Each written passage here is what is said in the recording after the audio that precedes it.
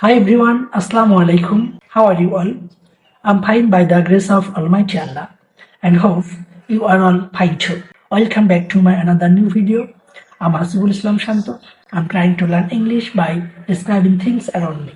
And beside that, I'm also trying to teach you something better.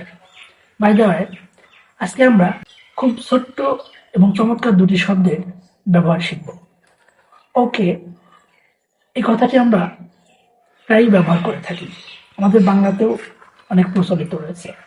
ওকে শব্দের অর্থ ঠিক আছে বা সমর্থন দেওয়া বোঝাতে ব্যবহৃত হয়।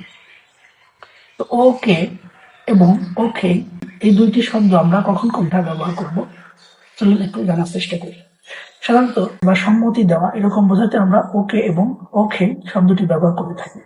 তবে এখানে দুটি শব্দের অর্থ এক হলেও এখানে একটু পার্থক্য আছে। সেটা হচ্ছে ওকে শব্দটি আমরা সাধারণত কথাবার্তার ক্ষেত্রে বন্ধুদের মধ্যে বা যে কোনো সময় কথাবার্তার ক্ষেত্রে ব্যবহার করে থাকি এবং এটা ব্যবহার করতে পারি। তবে ওকে শব্দটা সাধারণত পোলাইট অর্থাৎ ভদ্রতার অর্থে ব্যবহার করা হয়। অর্থাৎ আপনি যখন কারো প্রশ্নের সম্মতি দিবেন বা ঠিক আছে বলতে যাবেন এবং মোটামুটি ভদ্রতার সঙ্গে সম্মতি জানাবেন, সেক্ষেত্রে আমরা ওকে ব্যবহার করতে পারি। No more today. Thank you for watching my video. See you again in a new video. Until then, stay well, everyone. Assalamu alaikum.